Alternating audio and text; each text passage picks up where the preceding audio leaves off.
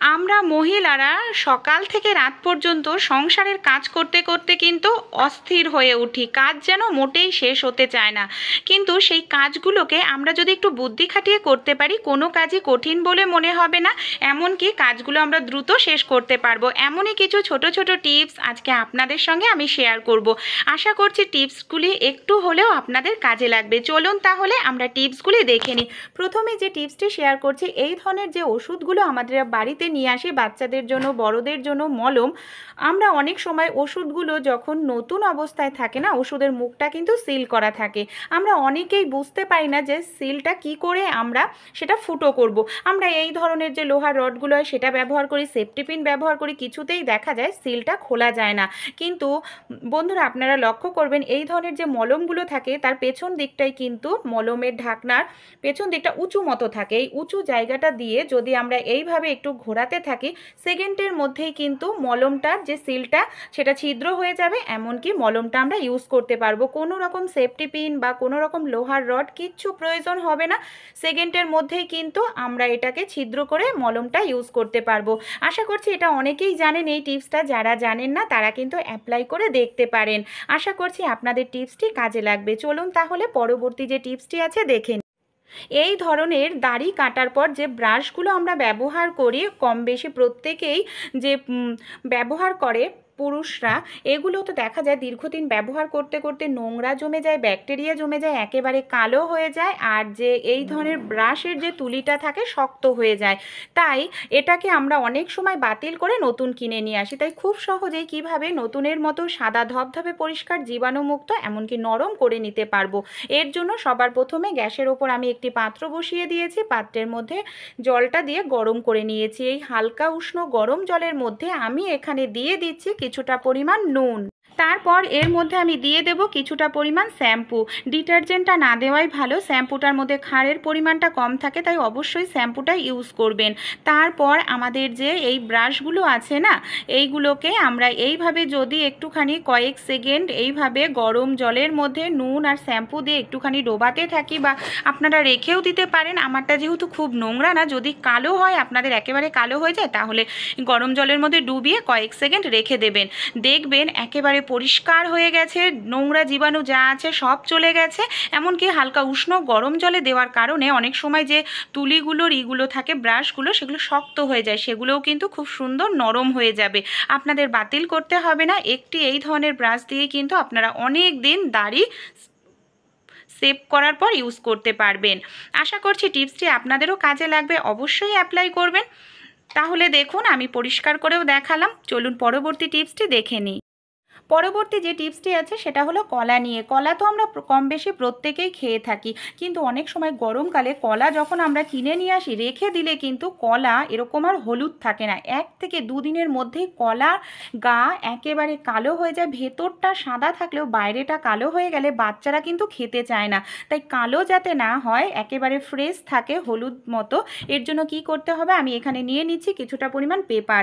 আমরা কলাটাকে যদি এইভাবে পেপারের মধ্যে মুড়িয়ে রেখে দিই, কলা কখনোই ফ্রিজে রাখবেন না, তাহলে কিন্তু কলার খোসা আরও বেশি কালো হয়ে যাবে।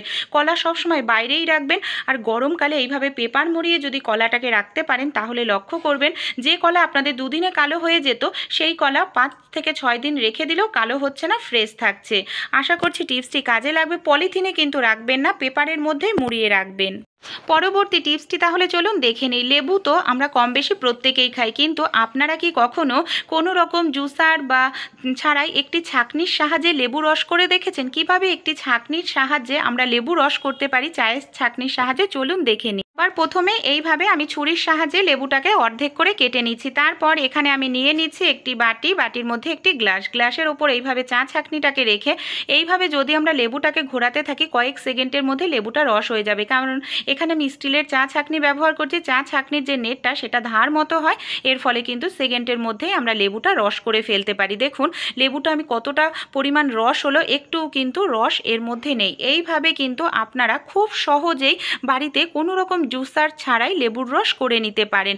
দেখুন এবার আমি লেবুটাকে আপনাদের সামনে গ্লাসে ছেঁকেও দেখাচ্ছি যে কতটা পরিমাণ একটি লেবুর থেকে আমার রস হলো। খুব সহজে এইভাবে কিন্তু আপনারা রস করে বাচ্চাদেরকে দিতে পারেন। আশা করছি এই ছোট্ট টিপসটি আপনাদের কাজে আসবে। ভালো লেগে থাকলে অবশ্যই অ্যাপ্লাই করবেন।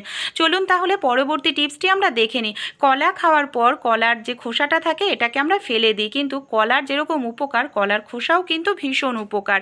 এখানে দেখুন আমি কলার খোসাটার সেরকমই একটি ইউজফুল টিপস শেয়ার করছি। এখানে কলার খোসা নেওয়ার পর এর মধ্যে আমি নিয়ে নিচ্ছি কিছুটা পরিমাণ টুথপেস্ট, তারপর এর মধ্যে আমি নিয়ে নিচ্ছি নুন, যে নুন আমরা রান্নায় খেয়ে থাকি।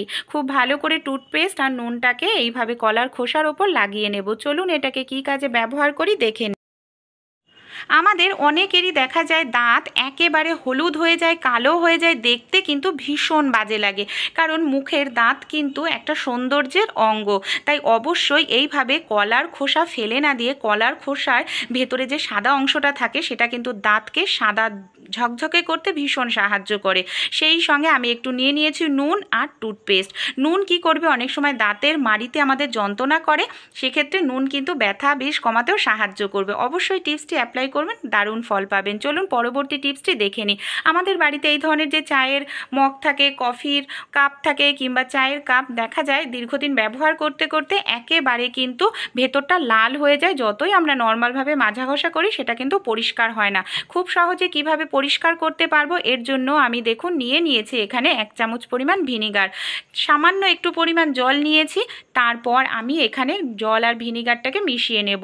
আমি এখানে নিয়ে নেব সামান্য পরিমাণ টুথপেস্ট, তারপর আমি এখানে নিয়ে নিচ্ছি এই পন্ডসের এই ধরনের যে বাসন মাজার স্ক্রাবারগুলো থাকে, এইগুলোকে দিয়ে কয়েক সেকেন্ড একটু যদি ডলে নিই ভেতরের লাল ভাব খুব সহজেই দূর হয়ে যাবে। এমনকি নতুনের মতো কাপ কিংবা মগ যে কোনো জিনিস চীনামাটির জিনিস ঝকঝকে হয়ে উঠবে। ছোট্ট টিপসটি অ্যাপ্লাই করে দেখবেন, আশা করছি আপনাদেরও ভালো লাগবে। পরবর্তী টিপসটি তাহলে চলুন দেখে নিই। এই ধরনের যে আর্টিফিশিয়াল জুয়েলারিগুলো আমরা ইউজ করি না, অনেক সময় দেখা যায় ভীষণ ভারী হয়, ড্রেসের সঙ্গে ম্যাচিং করে হয়তো পরি, কান যন্ত্রণা করে, অনেকের কান ফুলে যায়, রক্ত পুঁজ পর্যন্ত বেরাতে থাকে। সেক্ষেত্রে তো আমরা কানেরটা আর বাতিল করতে পারি না। তাই কান যাতে ব্যথা না হয়, রক্ত পুঁজ যাতে না হয়, এর জন্য আমরা কি করতে পারি, এখানে দেখুন এর জন্য আপনারা নিয়ে নেবেন সাবান। যে কোনো অ্যান্টিসেপটিক সাবান আপনারা নিয়ে নেবেন, যেগুলো লাইফবয়, ডেটল এই ধরনের সাবান। এখানে আমি একটি সাদা ডেটল সাবান নিয়ে নিয়েছি। ডেটল সাবানের মধ্যে কানেরটা পরার আগে যদি এইভাবে কানের গুজিটা আমরা ভেতরে ঢুকিয়ে রাখি কয়েক সেকেন্ডের জন্য, 10 সেকেন্ডের জন্য, তাহলে সাবানটা কিন্তু গুজির গায়ে লেগে যাবে। যার ফলে আমরা যদি কানেরটা অনেকক্ষণ পরে থাকি, কান থেকে রক্তও বেরাবে না, যন্ত্রণা করবে না, এমনকি ফুলে উঠবে না, কোনো রকম ইনফেকশন হওয়ারও সম্ভাবনা থাকবে না। ছোট্ট টিপসটি অ্যাপ্লাই করে দেখবেন, আশা করছি আপনাদেরও কাজে আসবে। এই টিপসটি তাহলে চলুন দেখে নিই। এই ধরনের যে হটপট আমরা রেগুলার ব্যবহার করি রুটি রাখার জন্য, তরকারি রাখার জন্য, কিন্তু দীর্ঘদিন ব্যবহার করতে করতে না একটি বাজে খাবারের রুটির গন্ধ থেকে যায়। যতই আমরা সাবান দিয়ে পরিষ্কার করি ঠিকমতো গন্ধটা যেতে যায় না, আর খুব জোরে তো মাজাও যায় না, তাহলে হটপটটা নষ্টও হয়ে যাবে। তাই কিভাবে গন্ধটা দূর করতে পারবো, এখানে দেখুন আমি নিয়ে নিচ্ছি 2টো দেশলাই কাঠি। দেশলাই কাঠি ধরিয়ে এইভাবে হটপটের মধ্যে আমরা রেখে দেব। তারপর কি করব, আমরা হটপটের ঢাকনাটা বন্ধ করে দেব। বন্ধ করে আমি এখানে 5 মিনিটের মতো রেখে দেব। দেশলাই কাঠি ধরানোর ফলে যে ধোঁয়াটা হবে সেই ধোঁয়াটাই বাজে খাবারের গন্ধ কিন্তু দূর করবে। এবার আপনারা বলবেন যে দেশলাই কাঠি বারুদ সেটা তো ক্ষতিকর। হ্যাঁ, অবশ্যই ক্ষতিকর। দেখুন আমি 10 মিনিট পর ঢাকনাটা খুলে নিচ্ছি, এর ভেতরে ধোঁয়া রয়েছে। এবার আমাদের কি করতে হবে, নর্মাল জল দিয়ে হোক সাবান দিয়ে হোক খুব ভালো করে হটপটটাকে ধুয়ে নিতে হবে।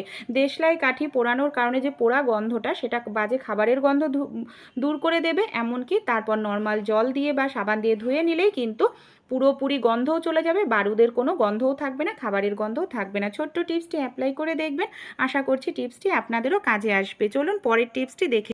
যে টিপসটি শেয়ার করব, আমাদের বাড়িতে যে এই ধরনের সাবানের টুকরোগুলো থাকে না, সাবান শেষ হয়ে গেলে ছোট ছোট সাবানের টুকরো থাকে, এগুলোকে আমরা কি করি, কোনো কাজেই কিন্তু ব্যবহার করি না, ফেলে দিই। তাই সাবানের টুকরোগুলো কিন্তু আমরা অনেক কাজে ইউজ করতে পারি। এখানে দেখুন আমি একটি পুরনো মোজা নিয়েছি, যে মোজাটা কোনো কাজেই আমার লাগছিল না, কারণ মোজার আরেকটি অংশ আমার হারিয়ে গেছিলো। এই মোজার মধ্যে আমি এইভাবে ঢুকিয়ে নিয়ে একটি গিট দিয়ে দিলাম। এবার এই মোজাটাকে কি কাজে ব্যবহার করব, আমাদের প্রত্যেকের বাড়িতেই কিন্তু সিঙ্ক থাকে, বেসিন বেসিন থাকে, এই বেসিনগুলো তো নোংরা হয়ে গেলে আমরা নানা রকম লিকুইড দিয়ে পরিষ্কার করে থাকি, কিন্তু এইভাবে মোজার মধ্যে সাবান ঢুকিয়ে যদি আমরা পরিষ্কার করি তাহলে কোনো রকম আমাদের এখানে স্কচব্রাইট ব্যবহার করতে লাগবে না। এমনকি যে সাবানগুলো টুকরো হয়ে গেছে ফেলে দেওয়া সাবানগুলো দিয়েই কিন্তু খুব সুন্দরভাবে আমরা বেসিনটাকে পরিষ্কার করে নিতে পারবো।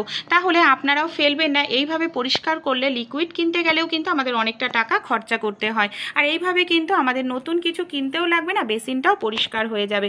টিপসটি ভালো লেগে থাকলে অ্যাপ্লাই করবেন। দেখুন জল দিয়ে ধোয়ার পর বেসিনটা কত সুন্দর নতুনের মতো চকচক করছে। সিঙ্কও এইভাবে পরিষ্কার করে নিতে পারেন। চলুন পরের টিপসটি দেখে নিই। বাথরুমের মধ্যে আমাদের যে কোমরটা থাকে পায়খানার, দেখুন সেটা কিন্তু আমরা সব সময় চাই পরিষ্কার পরিচ্ছন্ন যাতে থাকে। রোজ রোজ তো আর পরিষ্কার করা সম্ভব নয়, তাই আমরা কিভাবে এটাকে খুব সহজেই পরিষ্কার রাখতে পারি প্রত্যেক দিন, এর জন্য কোনো রকম আমাদের যাতে পরিষ্কার করতে না লাগে। এখানে দেখুন আমি নিয়ে নিয়েছি কিছুটা পরিমাণ যে ডেটলের সাবান হয় সেই সাবানের টুকরোগুলো। এবার আমি নিয়ে নেব একটি মোজা। একটি মোজার মধ্যে এইভাবে আমি ডেটলের সাবানের টুকরোগুলোকে আমি ঢুকিয়ে নিলাম। এটাকে কোনো গিঁট দেব না। এবার তাহলে এটাকে আমি কিভাবে ব্যবহার করব। আমাদের বাথরুমের যে কোমোটের ফ্লাশ বক্স আছে না, ফ্লাশ বক্সের মধ্যে এইভাবে আমি সাবান ঢুকিয়ে মোজাটাকে রেখে দেব। তারপর আমি এবার ফ্লাশ বক্সের ঢাকনাটা আটকে দিচ্ছি। এইভাবে কিছুটা অংশ বাইরে রাখবো, তাহলে মোজাটা একেবারে ভেতরে পড়ে যাবে না। মোজাটা মোটা হওয়ায় কিন্তু একেবারে যে সাবানটা আমাদের গলে যাবে না, গলতেও আমাদের বেশ কিছুদিন সময় লাগবে। যখনই আমরা কোমোট ইউজ করব, ফ্লাশ করব, সেই সাবানের জলটাও কিন্তু জলের সঙ্গে বের হয়ে আসবে। এর ফলে কোমোটটা আমাদের আপনা আপনি পরিষ্কার পরিচ্ছন্ন জীবাণুমুক্ত সুগন্ধিত থাকবে।